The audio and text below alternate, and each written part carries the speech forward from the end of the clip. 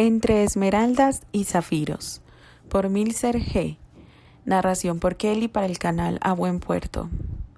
Capítulo 23. Mi vida es un erial, flor que toco se deshoja, que en mi camino fatal alguien va sembrando el mal para que yo lo recoja. Gustavo Adolfo Bécquer, rima 40.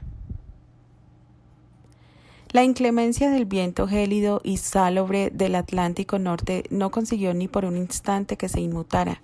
Acostumbrado como estaba desde su juventud a poner los ojos sobre su meta, sin dejarse distraer por cualquier eventualidad que pudiera presentarse, el hombre permanecía desde horas de la madrugada de pie en la cubierta del transatlántico, con la mirada fija en el horizonte, las manos enfundadas en los bolsillos de su costoso abrigo y una expresión que, en frialdad, podría competir tranquilamente con el clima circundante. Cualquiera que casualmente tuviera la posibilidad de observar por un momento su aristocrático semblante, bien podría decir que aquel caballero estaba hecho de piedra y que su corazón, si es que acaso tenía alguno, seguramente se encontrara sepultado bajo capas y más capas de cinismo y arrogancia. Y probablemente así fuera desde que, compelido por las exigencias de su apellido, rango y estatus social, le había forzado a sí mismo a desterrar de su vida a la única mujer que había amado. Desde ese momento en adelante, excepto en algunas honrosas ocasiones, Sir Richard, duque de Granchester, jamás de los jamases se había vuelto a permitir algo tan humano como sentir, o al menos demostrarlo. Incluso, o mejor dicho, especialmente, tratándose de su primogénito. Y es que a pesar de que el muchacho era lo único que de ese gran amor le había quedado, su mirar azul profundo, tan idéntico al de su madre, y su carácter indómito, tan idéntico al propio en los lejanos años de juventud, no hacía más que recordarle su monumental fracaso. Probablemente este fuera el motivo por el que de manera sistemática, desde que había conseguido llevarse a Terrus con él a Londres, se había empeñado en intentar apagar por todos los medios el fuego de su alma. Quizás en la esperanza de dejar de ver a Eleanor observándolo a través de esos ojos azules inquisitivos y decididos, como si de esa manera pudiera lograr exorcizar sus propios demonios. Pero todos sus esfuerzos habían resultado en vano, y cuanto más tiempo transcurría y sin importar el empeño que pusiera en intentar cambiarlo, aquel joven obstinado más se encargaba de recordarle quién había sido y lo que había perdido, hasta que llegó un punto en que, sin proponérselo, Terrus terminó por restregarle en medio de la cara aquello de lo que el gran duque siempre había carecido: valor. Valor para dejarlo todo atrás por amor. Valor para que le importaran un bledo las convenciones sociales y lanzarse de lleno en la busca de un camino propio, aunque éste se vislumbrara incierto y plagado de vicisitudes. Valor para proteger aquello que amaba, a una costa de perder hasta el nombre. Y como si el golpe de ver partir a su hijo no hubiera sido suficiente, había tenido que aparecer cierta jovencita. El imperturbable Richard dejó entrever una levísima sonrisa al recordar a aquella criatura salvaje de ridículas coletas que no había hesitado en colgarse de su carruaje en movimiento, quizás arriesgando su vida con el solo objetivo de decirle un par de verdades a la cara, verdades que nadie jamás se hubiera atrevido siquiera a sugerirle. Flashback. Ahora estamos solos. Apenas recuperando del susto que le había dado aquella mocosa impertinente, el hombre decidió que era momento de escuchar. «Puedes hablar, Candy», le ordenó, esperando amedrentarla. «¿Por qué no trata de entender a Terrus, señor duque?» Echando por tierra sus esperanzas de imponer algo de autoridad, la pequeña Candy lo encaró con una pregunta avasallante, sin quitarle ni por un segundo la mirada de encima. «¿Acaso lo conoces más que yo, que soy su padre?» Richard no daba crédito a lo que estaba oyendo. «Sí», fue la simple y contundente respuesta de la chiquilla, algo que lo indignó sobremanera, instándolo a reaccionar de forma defensiva. «¿Cómo puede comprendernos una pequeña sin padres?», le espetó. Sin embargo, algo muy parecido a la culpa lo hizo desviar la mirada. «No debiera ser tan impertinente», agregó, en la esperanza de que de una buena vez la niña entrometida cerrara la boca.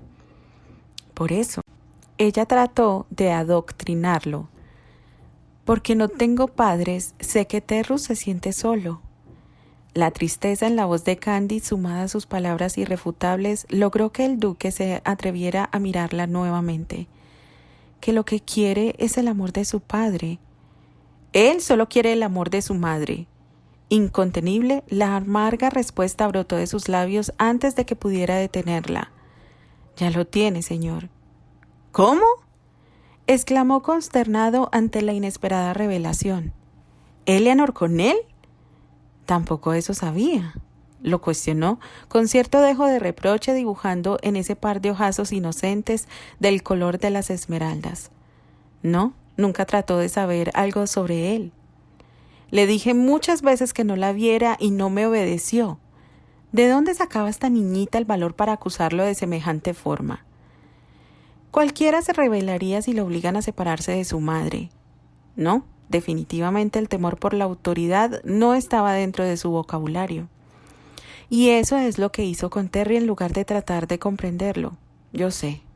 Continuó Candy con los puños apretados, evidentemente intentando mantener a raya el llanto que pugnaba por escapársele. Que Terry es bueno y generoso. Él es un buen chico. Concluyó en un suspiro y finalmente la solitaria lágrima que rodó por la mejilla pecosa terminó por destruir todas las defensas del duque. Él te gustaba mucho, ¿verdad, pequeña? Le preguntó con suavidad, profundamente confundido por el amor que esa niña profesaba por su hijo, un amor tan parecido al que una vez él había podido disfrutar. Sí. Otra respuesta simple y honesta, tras la cual, y sin más dilaciones, Candy le entregó una corta misiva escrita por el puño y letra de su hijo, donde le informaba que iría a América y que deseaba que siempre fuera feliz. ¿Qué podrá hacer mi hijo Terrus en América?, murmuró mirando hacia el horizonte, percatándose de que por primera vez comenzaba a preguntarse por los reales deseos de su primogénito. No lo sé, quizás ha encontrado su camino. La vocecilla de Candy respondió a sus cavilaciones. Por favor, no lo haga volver, no le quite su libertad, se lo ruego. Eso es lo que quería decirle, señor. Y ahora el pedido colmado de amor terminó por tocar su corazón. Fin del flashback. 5 años habían pasado desde que Candy con su osadía lo había puesto en su lugar y lo había instado a reaccionar. 5 años en los cuales a diario su memoria le recordaba las palabras de aquella chiquilla. 5 largos años durante los cuales había tenido tiempo de reflexionar sobre lo miserable que había sido su propia vida, y peor aún, lo miserable que había hecho la vida de su hijo. 5 años durante los cuales con su silencio había procurado devolverle cuanto le había quitado. Había sido tan difícil en un primer momento dejarlo partir sin responder al natural impulso de ir tras él para obligarlo a regresar, pero cuando el tirano en él y su ansiedad de padre parecían ganarle la batalla, aquella súplica volvía a hacerse presente en sus pensamientos.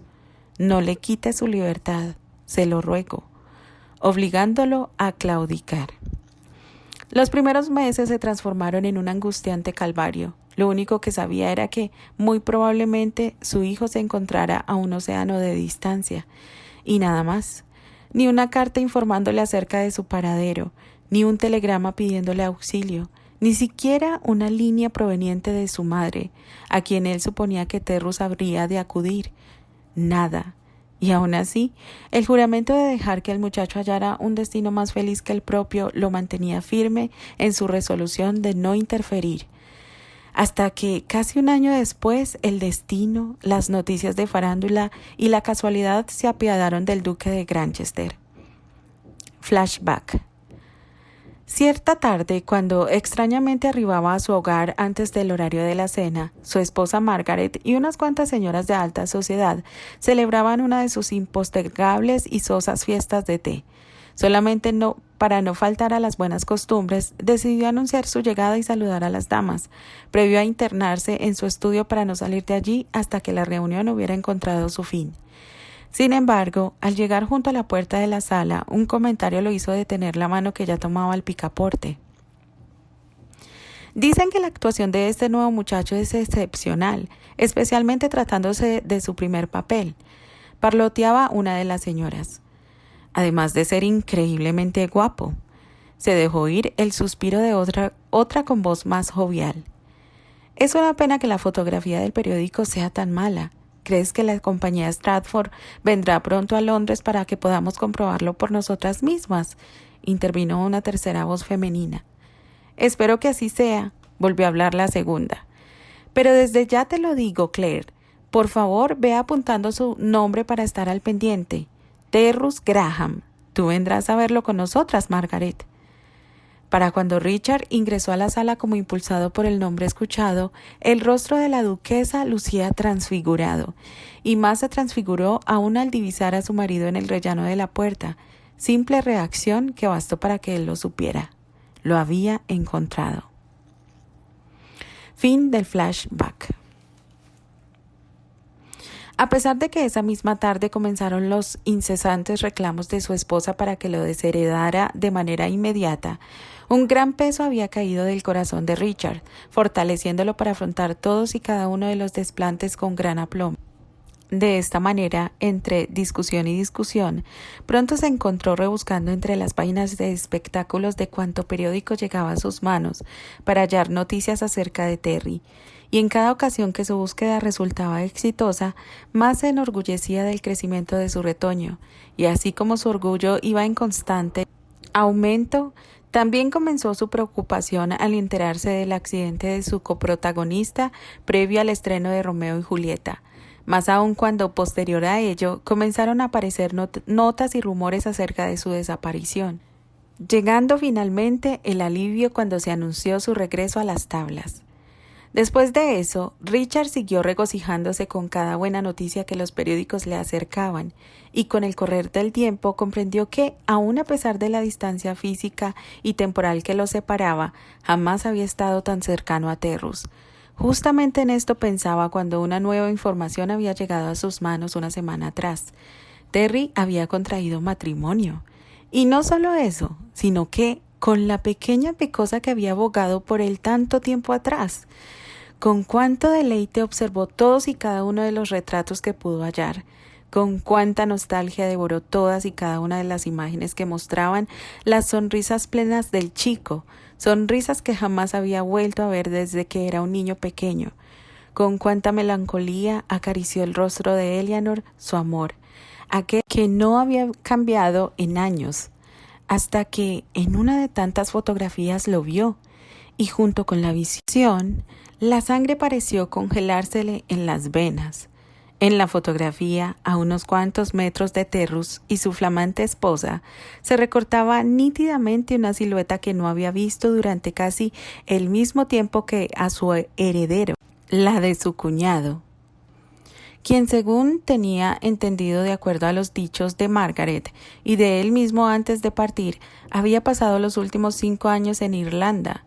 Entonces, ¿qué hacía ese hombre en América? Y más aún, ¿por qué estaba tan cerca de Terry? De repente, y justo en medio de sus cuestionamientos, un recuerdo no demasiado lejano hizo acto de presencia.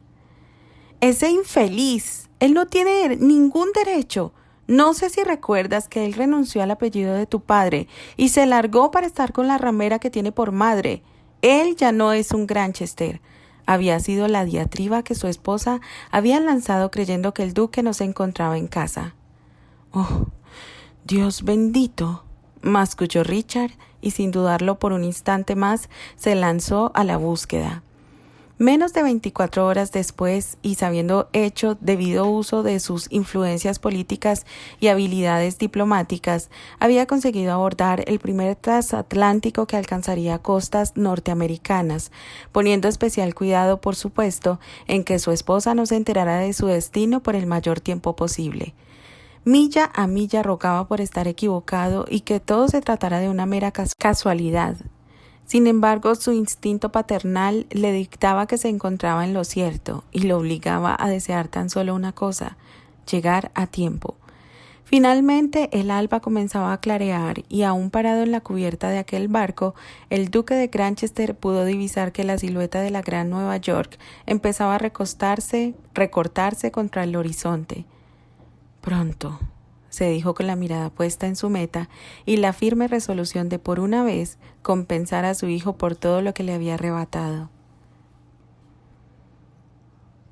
Terry, cielo, ¿por qué no dejas que te prepare un baño?, sugirió Candy con algo más que preocupación por la gran desazón que desde hacía atrás había hecho presa de su esposo.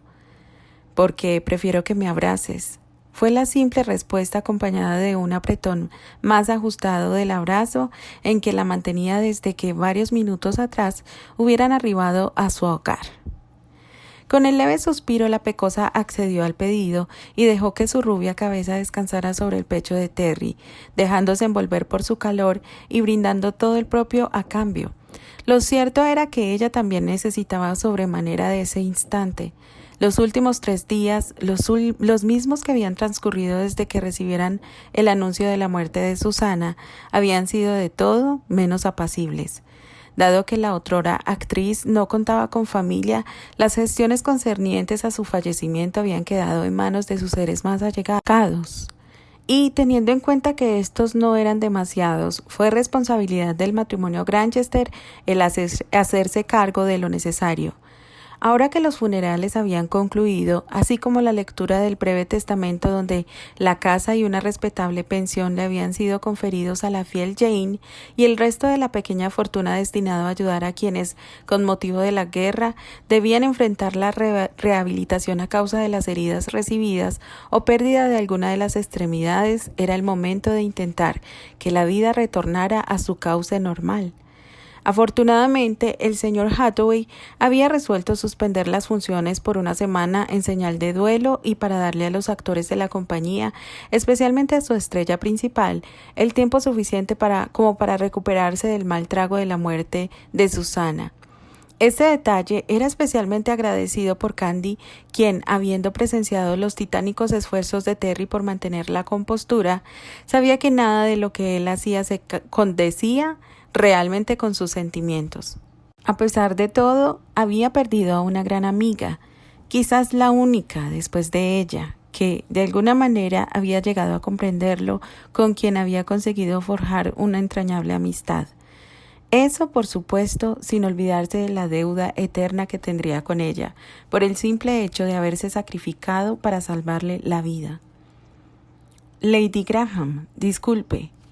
Con voz suave e intentando ser discreta, la señora Higgins se asomó a la sala. Dígame, señora Higgins. Apenas apartándose del refugio que los brazos de su esposo le proporcionaban, la rubia sonrió levemente a la mujer. Me tomé el atrevimiento de prepararles un almuerzo ligero. Imaginé que lo necesitarían después de...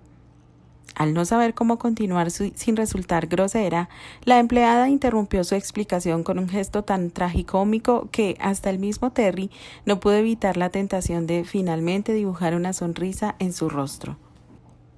«Es usted un regalo del cielo, señora Higgins», agradeció el actor, liberando a su esposa solo para rodearle los hombros con el brazo.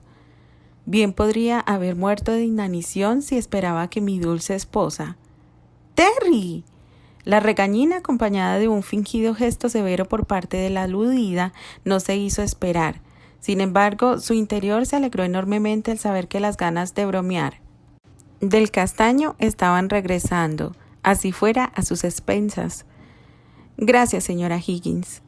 Dándose ínfulas, gesto que se ganó una mirada traviesa de los ojos color zafiro, Candy volvió la atención hacia la empleada. «Iremos en un momento». «Claro, Lady Graham», sonrió complacida la mujer y se retiró, pero segundos después volvió a aparecer en la sala. «Casi lo olvido», anunció tocándose la frente. «Más temprano llamó el doctor Hauser». «¡Oh!». La preocupación se instaló en las facciones de la rubia. «Es cierto, me resultó extraño no verlo en el funeral. Tenía una relación tan cercana con Susana. Dijo si le sucedió algo, señora Higgins».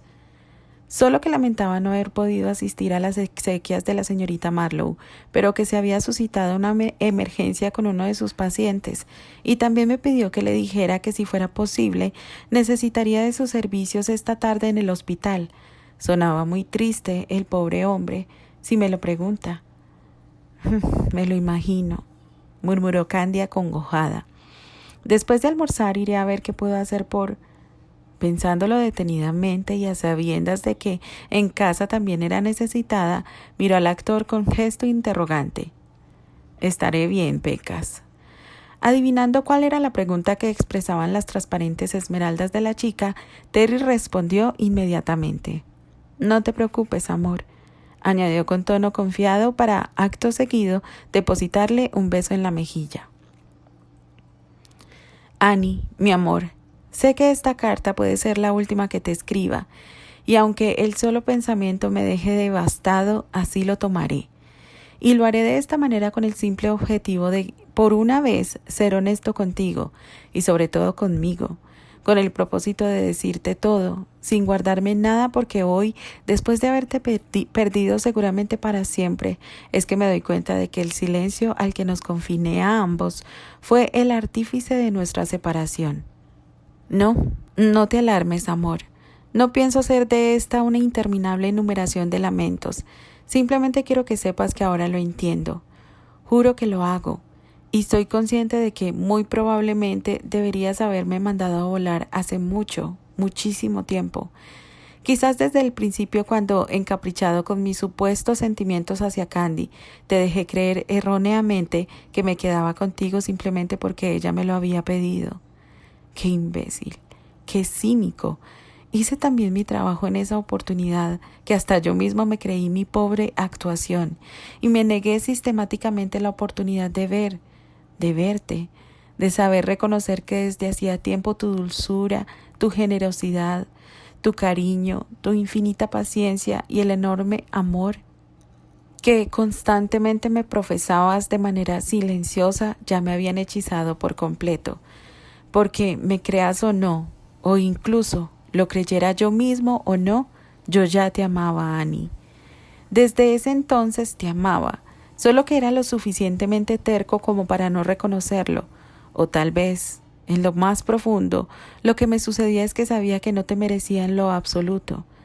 Sin embargo, persistente, no te rendiste, seguiste luchando porque alguna vez lo reconociera, y lo lograste. Vaya que lo lograste. Para cuando quise darme cuenta, ya estaba completamente perdido, Annie, y mi corazón en la palma de tu mano.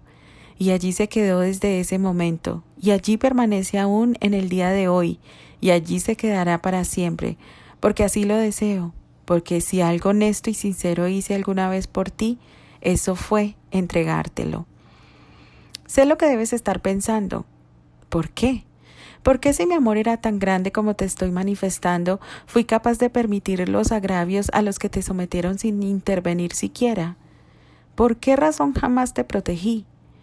Creo que ambos sabemos la respuesta, Annie, y esta puede resumirse en una sola palabra: cobarde. Eso es lo que siempre he sido. Un vulgar cobarde que jamás se atrevió a plantarse por miedo a perder ¿qué?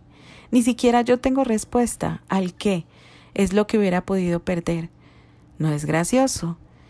En definitiva, lo único que podía perder en el transcurso es lo que más me dolería, y eso era perderte a ti. Y demonios, sí lo hice. Lo siento, Annie. Lo siento tanto como no puedes imaginarlo, pero no encuentro manera de poder expresártelo más que esta, dejándote marchar con unas cuantas líneas y la esperanza de que algún día puedas perdonarme. Sin embargo, una palabra, querida, solo una palabra de tu parte bastará para tenerme de nuevo y para siempre a tu lado.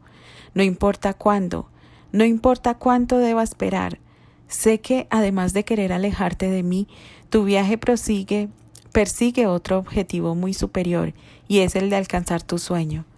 Búscalo, Annie. Alcánzalo y abrázalo con el alma. Yo celebraré tus logros aún en la distancia, como si fueran míos, porque te amo y todo lo que te haga feliz será mi propia felicidad. Entre tanto, aguardaré y oraré a diario por tu perdón, porque te juro, mi amor, que si alguna vez lo consigo, no voy a fallarte. Si alguna vez logras olvidar todo aquello que te hizo llorar, te prometo que nunca más deberás pensar siquiera en arrepentirte. Pero si decides que no puedes regalarme tu misericordia, quiero que sepas que está bien, que lo comprendo, y hasta lo admiro, porque privándome de tu amor, lo único que sucederá es que se hará justicia, y en definitiva, un tonto, este tonto, obtendrá el castigo que merece. Tuyo, ayer, hoy y siempre. Archie. Una tímida y cálida brisa proveniente del sur intentaba mostrar los primeros indicios de la primavera que ya se acercaba. La suave ráfaga merecía perezosamente el oleaje del Atlántico, y juguetona osaba alborotar los lacios y sedosos cabellos negros de la única mujer que, con semblante melancólico y mirada ausente, se había instalado sobre un pequeño peñasco algo apartado entre los sinuosos médanos, con los pies desnudos enterrados en la arena. Ese lugar casi recóndito, lejos del bullicio de la gente que iba y venía, se había transformado en su refugio y remanso desde el mismísimo día en que, más de un mes atrás, hubiera arribado a aquella península sureña. Diariamente se había abocado a la consecución de su sueño de convertirse en una renombrada diseñadora de modas. De esta manera pasaba horas y horas en la escuela donde asistía para instruirse, y otras tantas las pasaba en el pequeño estudio que la abuela Marta tan generosamente había dispuesto para ella en una de las luminosas habitaciones de la casona O'Brien. Sin embargo, alrededor del mediodía, justo cuando disponía de 2 horas libres, sus pies, como guiados por una brújula invisible, se dirigían sin falta a ese lugar. Y así como los pies parecían tener voluntad propia, también sus pensamientos, dirigiéndose siempre a las líneas que, con apenas un par de lecturas, se habían grabado a fuego en su memoria. «Otra vez soñando despierta, Annie Britter». La familiar voz aguda ahogó el 16º suspiro que quiso escapar de sus labios. «Hola, Patty», saludó la morena, a quien acababa de acercarse sin mirarla siquiera, pero permitiendo que en su rostro nostálgico se dibujara una pequeña sonrisa de agradecimiento. Después de todo, esa chica, su segunda mejor amiga en todo el mundo, era quien a fuerza de ternura intentaba por todos los medios ayudarla a salir a flote. «Hola, Patty. Hola, Patty». La remedó con cierto fastidio a la vez que, petulante, se acomodaba las gafas sobre el puente de la nariz. Antes de detenerme buscándome por más de media hora para decirme un «Hola, Patty» tan deprimente, por lo menos hubiera sido capaz de acordarte que quedamos para almorzar juntas hoy. Reclamó sin anestesia, las manos detrás de la espalda y gesto contrariado. «Oh, Patty». Roja como tomate, Annie se volvió hacia su amiga. «Lo siento tanto». «Claro que lo sientes, y como sabía que lo harías». Como por arte de magia, una sonrisa traviesa refulgió en el rostro de la castaña, en tanto sus manos salían de su escondite para revelar una enorme canasta. «Es que asalté las cocinas de la casa y planifiqué un magnífico picnic de amigas en la playa». La respuesta de Annie fue una cantarina carcajada. Rápidamente se puso de pie y, agradecida por la nueva atención de su amiga, la abrazó con fuerza. «No sé cómo podré pagarte alguna vez por todo esto, Patty», murmuró. «Me lo pagarás cuando vuelvas a ser feliz, Annie. Y ahora ayúdame con esto», agregó como tratando de disipar la tristeza del momento. «¿O piensas que después de haberlo preparado todo también deberé alimentarte?» Nuevamente las risas se hicieron presentes, acallando un poco el constante rugido del mar, en lo que las dos amigas disponían todo lo necesario para el improvisado picnic. «¿Sabes, Patty?», comentó Annie una vez que estuvieron sentadas y la castaña con la atención puesta en hurgar en la canasta. «Hace muchos años yo estaba triste y Candy también organizó un picnic. Claro que conozco la historia. Es más, brindaremos en su recuerdo». Acto seguido, extrajo una botella de vino rosado y la exhibió frente a los ojos atónitos de la otra. «¡Patricia O'Brien!».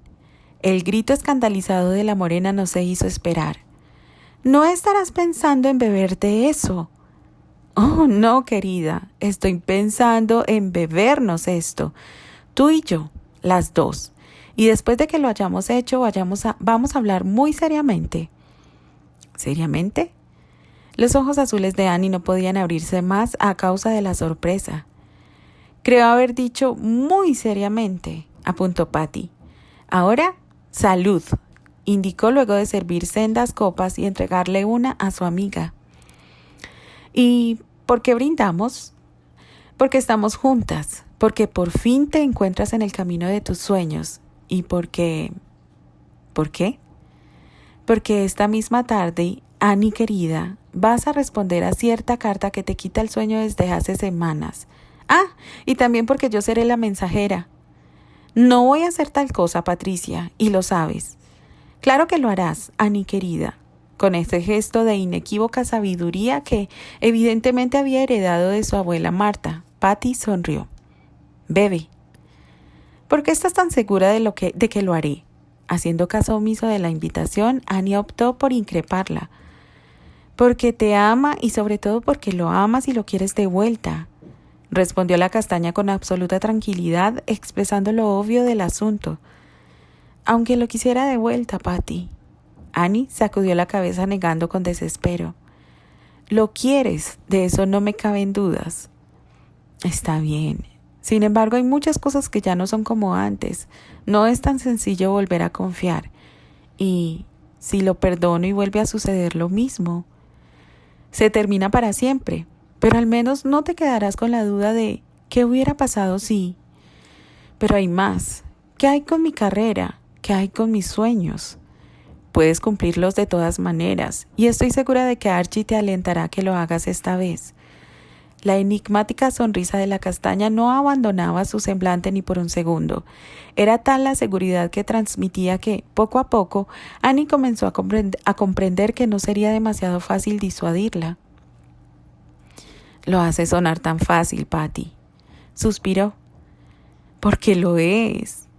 ¿Pero cómo? Una palabra, Annie. Una palabra es todo lo que necesita para volver a tu lado y quedarse allí para siempre. ¡La leíste!, chilló Annie, espantada al reparar en que su amiga de alguna manera se las había ingeniado para hurgar de forma descarada en su intimidad. ¿Cómo pudiste? Eso no importa ahora, Annie. Lo que sí importa es que no podía continuar oyéndote llorar todas las noches. Lo que sí importa es que me niego a continuar viéndote actuar como una autómata. Y solo por orgullo. Por fin, la actitud impertérrita de Patricia terminó por quebrarse y estalló en gritos. ¡No debiste! ¡Claro que debí, cabeza hueca! Y claro que lo hiciste. Si te estás muriendo de amor por Archie como siempre lo has hecho. Y también él se está muriendo por ti, al punto que te dejó ir. Porque sí, fue un tonto con todas las letras y mayúsculas, pero lo entiendo. Se arrepintió y te está rogando porque vuelvas a darle una oportunidad, aunque piensa que no la merece. ¡Basta, Patty! Como siempre, amilanándose ante los gritos, la morena comenzó a llorar desconsolada, cubriéndose el rostro con las manos. ¡Basta nada!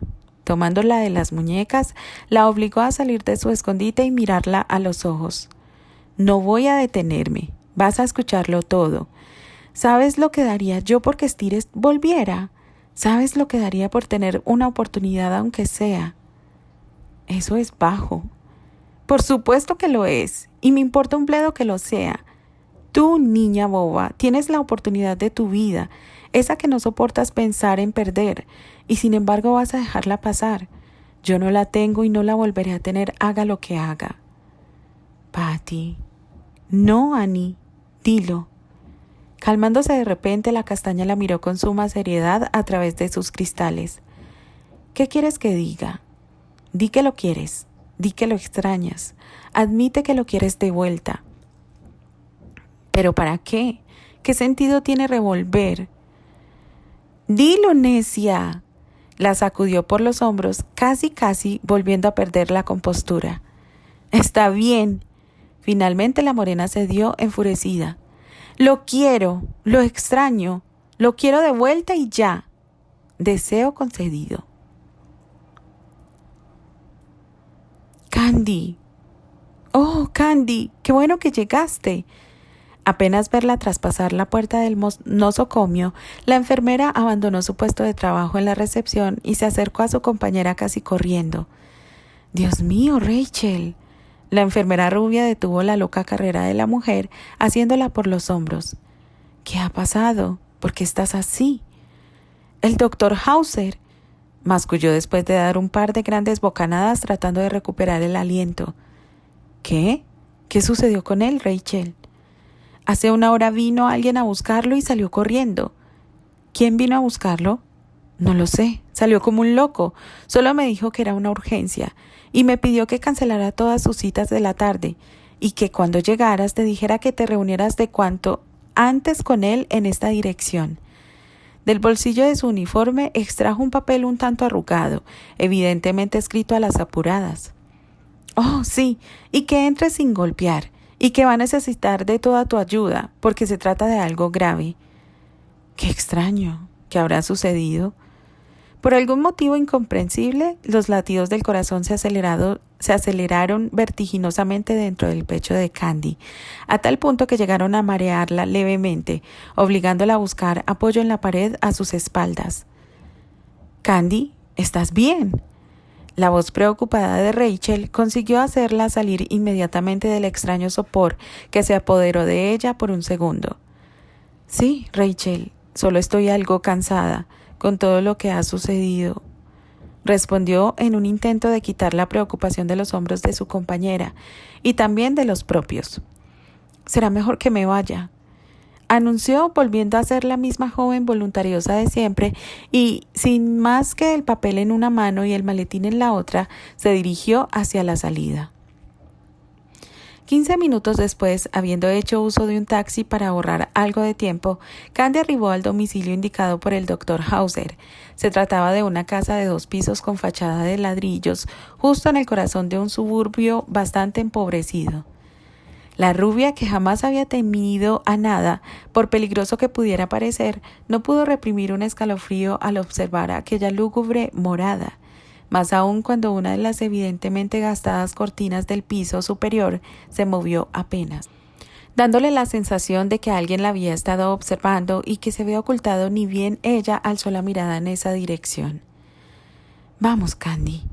Se alentó a sí misma y luego de respirar profundamente y echar los miedos a lo más profundo de su mente, cruzó la calle y sin titubear ni por un instante atravesó la puerta de entrada.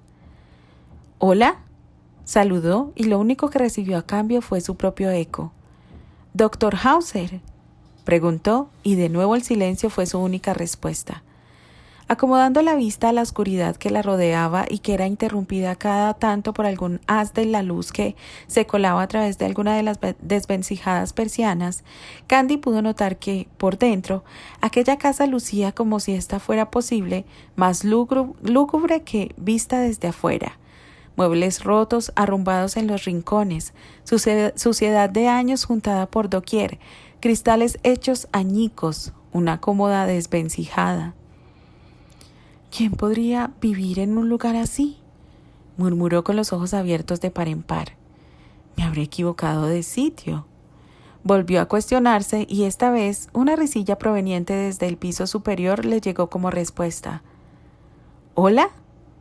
Esta vez alzó la voz junto con la mirada hacia el origen del ruido. «Aquí, Candy, sube». El conocido tono ameno del doctor Hauser la instó a continuar, pero al comenzar el camino ascendente de nueva cuenta su corazón pareció desbocársele como para alertarla de algo y ese mareo. «Por favor, Candy, apúrate», insistió el hombre y compelida por su sentido del deber, la enfermera terminó de subir. Llegó a un pequeño pasillo tan mugriento como el piso que acababa de abandonar. Frente a ella encontró 2 puertas también en pésimas condiciones. Aguzó los oídos, tratando de adivinar cuál de ellas debería atravesar, pero al no volver a escuchar nada, optó por la que se encontraba ligeramente entreabierta. «Doctor Hauser», volvió a intentar a la vez que se daba paso a la habitación. Por un momento, el resplandor existente en la estancia, tan diametralmente opuesto a la oscuridad del resto de la casa, la cegó por completo, obligándola a taparse el rostro con una de sus manos. Segundos después, el encandilamiento comenzó a ceder lentamente. Candy pestañeó un par de veces y poco a poco comenzó a distinguir lo que la rodeaba, en lo que enfocaba la vista, cosa que el nuevo mareo, ¿qué demonios era eso?, le estaba dificultando sobremanera. Llegó a visualizar a pocos pasos de ella una evidente silueta femenina. Un poco más atrás y recortada contra el ventanal abierto se veía claramente una figura masculina. Nuevamente, la risita que hacía minutos había atraído su atención se dejó oír. De inmediato supo que su origen se hallaba en la mujer frente a ella. Volvió su mirada hacia la silueta y un pánico como jamás había sentido se apoderó de su cuerpo. Elisa, susurró apenas con un hilo de voz, impactada por el gesto sonriente y casi diabólico con el que su eterna némesis la encaraba. Sin que me diera ni un segundo como para que pudiera reaccionar, un paño húmedo, impregnado con el característico aroma del cloroformo, estaba cubriendo su nariz y boca. Bienvenida, Candy. Era el doctor Hauser quien le hablaba al oído, su tono grave medio perdiéndose en el sopor que ya se comenzaba a apoderar de ella. Gracias por acompañarnos, querida. Si dijo algo más, Candy ya fue incapaz de oírlo. La droga actuaba rápidamente, y aunque intentara resistirla, sabía que pronto su sistema terminaría por sucumbir. Haciendo un último intento por debatirse, consiguió abrir sus pesados párpados y dirigiendo su mirada hacia la ventana, finalmente pudo distinguir a quien desde allí, con ojos apesadumbrados y una clara expresión de «te lo dije», la observaba en silencio. «Neil», quiso proferir, pero ya no podía hablar. Continuará.